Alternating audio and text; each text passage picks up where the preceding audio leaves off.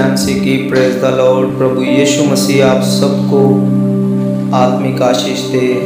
मेरे प्यारे भाई बहनों, एक बार फिर से आप सबके बीच में हम आप परमेश्वर का धन्यवाद करते हैं कि परमेश्वर ने एक बार फिर से मौका दिया कि हम आप सब लोगों के बीच में परमेश्वर का वचन लेकर आ सकें। सो प्रियो, आज हम इस टॉपिक पर बात करेंगे कि आज हमारे मसीह समाज में जो शिक्षाएं चल रही हैं वो क्या बाइबल आधारित है, क्या वो बाइबल के आधार पर लोग शिक्षा दे रहे हैं। आजकल के जो प्रचारक हैं, आजकल के पास्टर्स हैं, और ये वीडियो जो भी मेरे भाई बहन सुन रहे हैं वो ध्यान से इन बातों पर गौर लगाओ कि क्या वो जो आजकल कर रहे हैं। और एक चलन बहुत आजकल ट्रेंडिंग में चल रहा है मसीहत में कि हमारा प्रचारक जो कहेगा हम वो ही मानेंगे,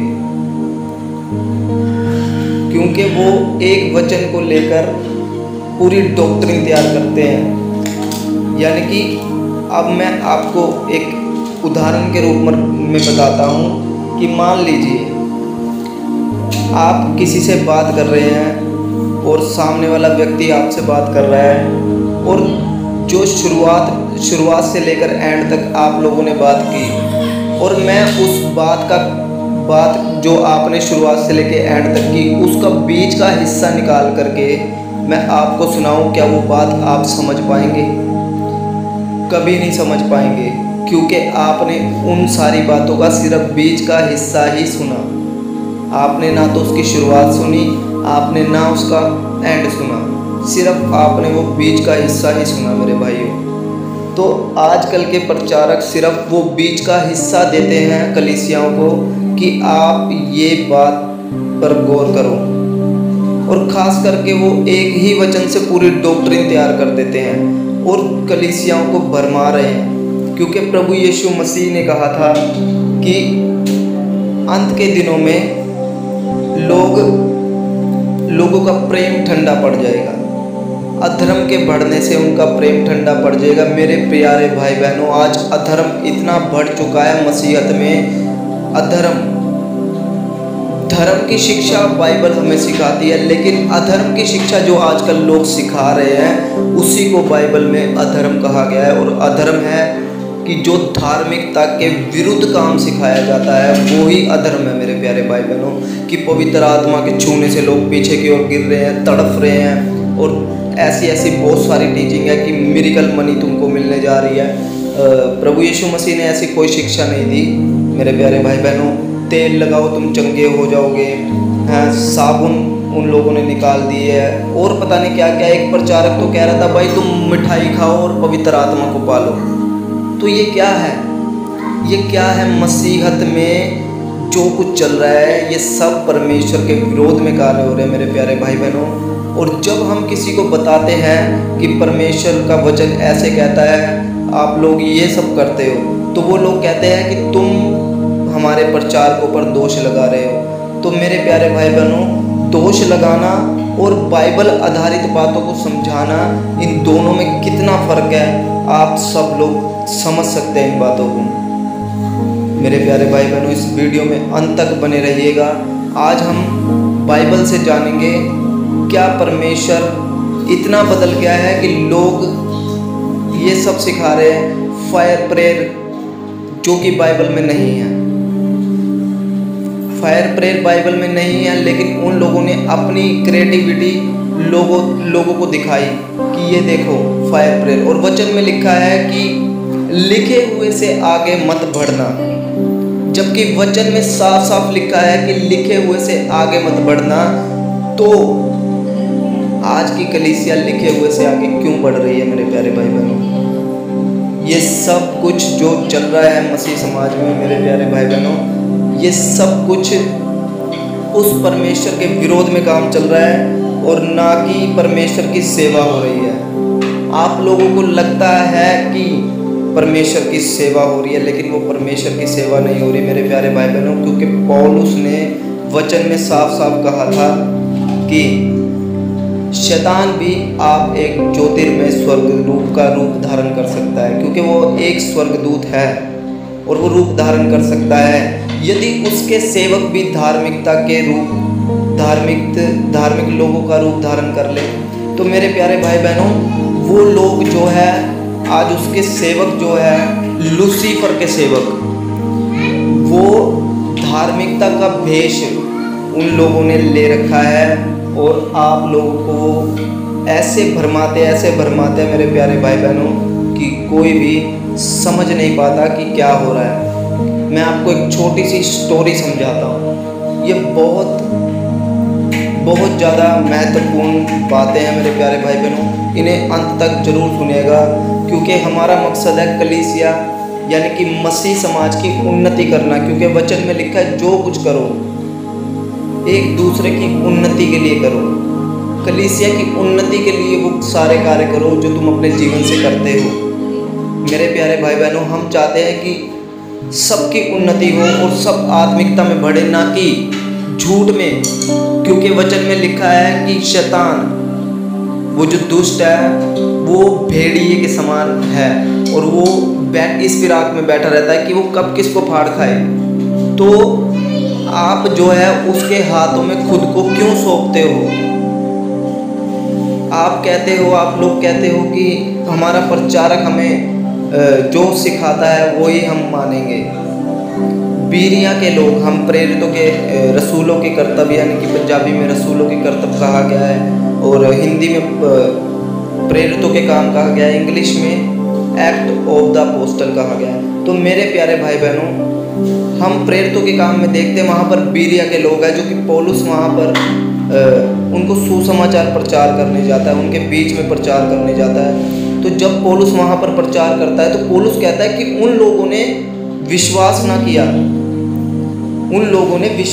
किया, बल्कि पवित्र शास्त्र में ढूंढ ढांड की और उनको परखा। तो क्या आज के मसीह लोग इन बातों को परखते हैं? नहीं परखते। ये फायर प्रेयर का कॉन्सेप्ट कहाँ से आया? बाइबल में तो नहीं है, कहीं भी पढ़ लो, कहीं भी नहीं मिला मुझे। मैंने पूरी बाइबल छान मार ली, मेरे को कहीं भी ये कॉन्सेप्ट नहीं मिला कि फायर प्रेयर हमें करनी चाहिए, कहीं भी नहीं मिला। और कहीं भी मुझे ये शब्द नहीं मिला राबा बाबा शी ये भाषा बोलनी चाहिए, क्योंकि वचन में लिखा जब तक अनुवाद करने वाला ना हो तो कलीसिया में शांत रहे। क्या उस भाषा का अनुवाद आज लोग कर रहे हैं? और एक तो बहुत बड़ी झूठी एक शिक्षा उन लोगों में है, एक ही दान के पीछे लगे हुए हैं, बाकी दानों को उन्होंने छोड़ दिया है। जबकि दान तो वरदान बहुत सारे हैं, वो एक ही वरदान के पीछे लगे हुए हैं। जैसे कि पवित्र आत्मा जिसके पास नहीं है उसको, जिसके पास अन्य भाषा नहीं है उसके पास पवित्र आत्मा नहीं है। तो पवित्र आत्मा को लेने के लिए पहले हमें अन्य भाषा होनी चाहिए, फिर वो कहते हैं कि अन्य भाषा तुम्हारे पास अगर आ गई तो समझ लो तुम्हारे पास पवित्र आत्मा आ गया। तो ये जो झूठा कॉन्सेप्ट है मेरे प्यारे भाई बहनों, ये उस खमीर की तरह काम कर रहा है आप सब लोगों के जीवन में कि आप सोच नहीं सकते कि पूरा जो गूथा हुआ आटा होता है ना, यदि उसमें एक चुटकी से भी कम अगर खमीर डाल दिया जाए तो आटा पूरा खमीरी बन जाएगा। तो ये झूठी जो एक छोटी सी शिक्षा जो है ना मेरे प्यारे भाई बहनों, आपके पूरे मसीह जीवन में उस खमीर का काम कर रही है जो कि पूरे जीवन को बर्बाद कर देगी। आइए हम वचन में चलते हैं परमेश्वर के और जानते हैं क्या होगा उन लोगों के साथ जो आज झूठी शिक्षाओं में फंसे हुए हैं। यहाँ पर हम पढ़ेंगे इब्रानियों की पत्री, उसका 6 अध्याय और उसके मैं चौथे वचन से पढ़ना चाहूँगा। मेरे प्यारे भाई बहनों, यहाँ पर लिखा है क्योंकि जिन्होंने एक बार ज्योति पाई है और जो स्वर्गीय वरदान का स्वाद चख चुके हैं और पवित्र आत्मा के भागी हो गए हैं और परमेश्वर के उत्तम वचन का और आने वाले युग की सामर्थ्य का स्वाद चख चुके हैं, यदि वे भटक जाएं तो उन्हें मन फिराव के लिए फिर नया बनाना अनहोना है, क्योंकि वे परमेश्वर के पुत्र को अपने लिए फिर क्रूस पर चढ़ाते हैं और प्रगट में उस पर कलंक लगाते हैं। तो मेरे प्यारे भाई बहनों, हमारा जैसा आचरण होगा, हमारी जैसी संगति होगी और वो ही हम लोगों को दिखाएंगे, तो लोग क्या करेंगे? हमारा निरादर करेंगे और प्रभु यीशु मसीह को भी गलत कहेंगे क्योंकि हम अपनी छवि को उन लोगों के सामने उस तरीके से नहीं दिखा रहे जिस तरीके में बाइबल में लिखा हुआ है। और आज सबसे ज़्यादा मसीह समाज की बदनामी जो हो रही है ना, वो ऐसे झूठे लोगों की वजह से हो रही है, क्योंकि वो बड़े बड़े मंच पे जो करते हैं ना, ये सब करते हैं तो लोगों को दिखाई देता है कि ये सब ढोंग कर रहे हैं, ये सब ढोंग कर रहे हैं। बल्कि अपने जीवन से ये दर्शाने की कोशिश करो मेरे प्यारे भाई बहनों कि तुम्हारे जीवन से, तुम्हारे जीवन को देख के सामने वाला व्यक्ति जो है सुधर जाए, सामने वाला व्यक्ति आपके जीवन को देखकर सुधर जाए। मेरे प्यारे भाई, आपका जीवन मसीह में ऐसा होना चाहिए, अपने आप को बिल्कुल वचनों के आधार पर चलाने की कोशिश हर रोज़ आपको करनी चाहिए, क्योंकि जिस वक्त आप लोग आंखें खोलते हो उस वक्त सैकड़ों लाखों लोग मर चुके होते हैं मेरे प्यारे भाई बहनों। लेकिन हमारे परमेश्वर का ये धन्यवाद है कि वो हमें हर रोज़ नया दिन दिखाता है कि हम आज भी अपने आप को बदल लें, आज भी हम अपने आप को उसकी मर्जी के अनुसार जी लें। लेकिन नहीं, हम वही करते हैं जो हमारी मर्जी करती है।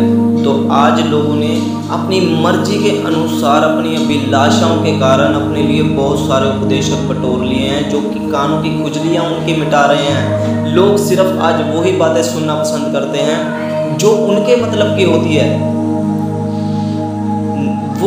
वो बातें सुनना पसंद नहीं करते कि जो वचन में साफ तौर से लिखा है। और ऐसे जो झूठे लोग होते हैं ना, वो बाइबल में से सिर्फ वो ही वचन उठाते हैं जो कि उन लोगों के मतलब के वचन हैं, जैसे कि धन की आशीष कैसे मिलेगी, है ना, तो चिन्ह चमत्कारों वाले वचन उठा लेंगे, उनका मतलब नहीं समझेंगे लेकिन वो वचन उठा लेंगे।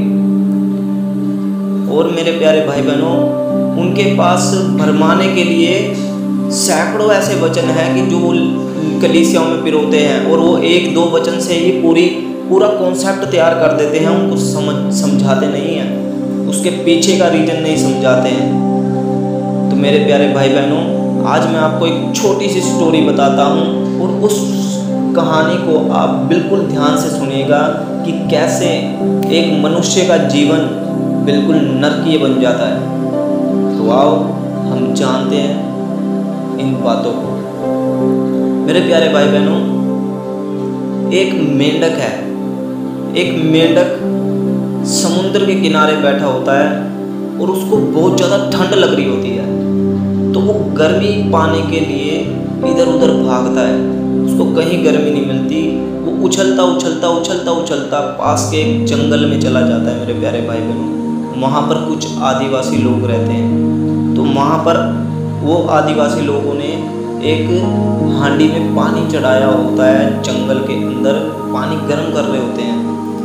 तो धीरे धीरे उसके नीचे आग जल रही होती है पानी की। तो वो मेंढक देखता है कि ये पानी गर्म है, अगर मैं इसके अंदर चला जाऊं तो मैं थोड़ी देर सुकून से रह सकता हूं और मुझे थोड़ा अच्छा फील होगा। तो मेंढक उछल के उस पानी के मटके के अंदर घुस जाता है। तो जैसे वो मेंढक उस पानी के मटके के अंदर घुसता है मेरे प्यारे भाई बहनों, तो वो पानी इतना गर्म नहीं होता है, बिल्कुल गुनगुना पानी होता है। वो उसके अंदर जब घुस जाता है तो आराम से मज़े से बैठा होता है। वो सोचता है कि हाँ, क्या लाइफ है, क्या ज़िंदगी है, सुकून आ रहा है। तो उसकी जो चमड़ी होती है ना मेरे प्यारे भाई बहनों, वो धीरे धीरे एडजस्ट करती है उस पानी को। हाँ, क्या बात है, वो धीरे धीरे पानी नीचे से गर्म होता जा रहा है, उसकी चमड़ी एडजस्ट करती जा रही है, इन सब चीज़ों को एडजस्ट करती जा रही है। और धीरे धीरे क्या होता है, आगे चल के क्या होता है मेरे प्यारे भाई बहनों, पानी का तापमान ज़्यादा हो जाता है। अब क्या है, उस मेंढक को थोड़ी तकलीफ़ होती है।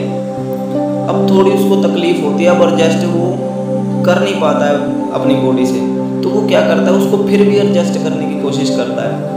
और पानी अब क्या है, उबलने लगा है, और पानी धीरे धीरे तेज भाप में बदल गया, वो उबलने लगा है। तो वो मेंढक जो है मेरे प्यारे भाई बहनों, वो और अब उसके अंदर इतनी क्षमता नहीं है कि उस पानी को एडजस्ट कर सके, क्योंकि पानी अब उबल रहा है, अब पानी ज़्यादा उबलने लगा है। तो अब वो उस मटके से बाहर निकलना चाहता है मेरे प्यारे भाई बहनों। वो बाहर निकलने की कोशिश करता है लेकिन नहीं निकल पाता है, क्योंकि अब उसकी बॉडी ने वो सहनशीलता छोड़ दी थी, उसको सहने की शक्ति अब उसमें नहीं थी, इसलिए वो बाहर नहीं निकल पा रहा है उस चीज़ों से, उस मटके से। तो मेरे प्यारे भाई बहनों, इस कहानी से हमें ये सीखने को मिलता है कि आज के मसीह लोग भी इसी तरीके से अपने जीवन को जी रहे हैं। वो क्या करते हैं, वो इन सारी अभिलाषाओं में फंसते हैं और अपने लिए जो अभिलाषाएं उनको चाहिए ना, कि हमको घर मिल जाए, हमको बड़ी गाड़ी मिल जाए, हमारा बैंक बैलेंस सही रहे, हमारा घर परिवार में कोई बीमारी कोई दुख ना हो। तो जो लोग अपनी शरीर की अभिलाषाओं में फंसे हुए हैं ना मेरे प्यारे भाई बहनों, वो क्या कर रहे हैं, वो धीरे धीरे एडजस्ट कर रहे हैं इस चीज़ को, एडजस्ट कर रहे हैं अपने प्रचारक को, एडजस्ट कर रहे हैं उन बातों को। ठीक है मेरे प्यारे भाई बहनों, वो इन सब चीज़ों को धीरे धीरे एडजस्ट कर रहे हैं, लेकिन अभी तो नीचे आग जलना शुरू हुई है मेरे प्यारे भाई बहनों। और वो धीरे धीरे जब उबलने लग जाएगा ना, तब वो इन सब चीज़ों से बाहर निकलने की कोशिश करेंगे, लेकिन नहीं निकल पाएंगे। जैसे वो मेंढक उस मटके में मर गया, उसके एडजस्ट करने की ताकत खत्म हो गई थी, ऐसे ही इन लोगों के साथ होगा कि ये धीरे धीरे एडजस्ट तो कर रहे हैं, लेकिन जब इससे बाहर निकलने की कोशिश करेंगे तो उस समय वक्त उनके पास नहीं होगा, वो वक्त ख़त्म हो चुका होगा। जैसे कि यहाँ इब्रानियों की पत्री 6 अध्याय और उसके 4 वचन में लिखा है, क्योंकि जिन्होंने एक बार ज्योति पाई और जो स्वर्गीय वरदान का स्वाद चख चुके हैं और पवित्र आत्मा के भागी हो गए और परमेश्वर के उत्तम वचन का और आने वाले युग की सामर्थ का स्वाद चख चुके हैं, यदि वे भटक जाएं तो उन्हें मन फिराव के लिए नया बनाना फिर से अनहोना है। अनहोना यानी कि हो ही नहीं सकता कि वो नए बने। उस मेंढक की तरह वो बाहर नहीं निकल सकते उन चीज़ों से। तो अभी भी मेरे प्यारे भाई बहनों, आप सब लोगों के पास वक्त है, क्योंकि अभी पानी उबलना शुरू हुआ है। अभी आप वहाँ तक नहीं पहुँचे कि पानी पूरा उबल गया और आप के अंदर वो सहने की शक्ति ख़त्म हो जाए, उसको एडजस्ट करने की शक्ति ख़त्म हो जाए। तो मेरे प्यारे भाई बहनों, अभी आपके पास वक्त है। मेरी आप सबसे यही अपील है कि हर एक आत्मा को परखिए, जैसा कि पहले यूहन्ना में लिखा है कि हे प्रियो, हर एक आत्माओं को परखो कि वो परमेश्वर की ओर से है या नहीं।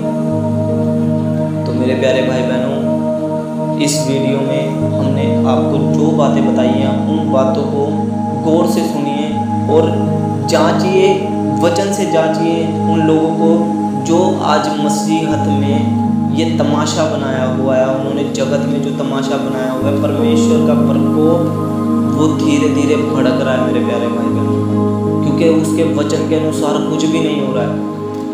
बहुत चंद लोग हैं जहाँ पर परमेश्वर का कार्य हो रहा है और वहाँ पर आपको भीड़ देखने को नहीं मिलेगी मेरे प्यारे भाई बहनों। वहाँ पर चंद लोग बैठे होंगे और जो कि परमेश्वर के वचन को सुन रहे होंगे और उन बातों को जांच रहे होंगे और उन पर चल रहे होंगे। बहुत कम लोग हैं मेरे प्यारे भाई बहनों। मेरे प्रिय भाइयों और बहनों, आज के इस संदेश को अपने जीवन में जांचिए, कहीं आप भी उन सब लोगों की तरह धीरे धीरे एडजस्ट तो नहीं कर रहे। वक्त है आपके पास, निकल आइए बाहर और निकल के दोबारा से परमेश्वर की महिमा के लिए खड़े हो जाइए मेरे प्यारे भाई बहनों, और अपने आप को उस मटके से बाहर अभी निकाल लीजिए, नहीं तो वक्त ख़त्म हो जाएगा, आप एडजस्ट करने की शक्ति ख़त्म हो जाएगी, उसमें से निकल नहीं पाओगे। तो आशा करता हूँ आप सब लोगों को आज का वचन, आज की बातें समझ में आई होगी। तो प्रियो, आज के इस वचन से परमेश्वर आप सबको बहुत आयत की आशीष दे। Praise the lord. जय मसीह की।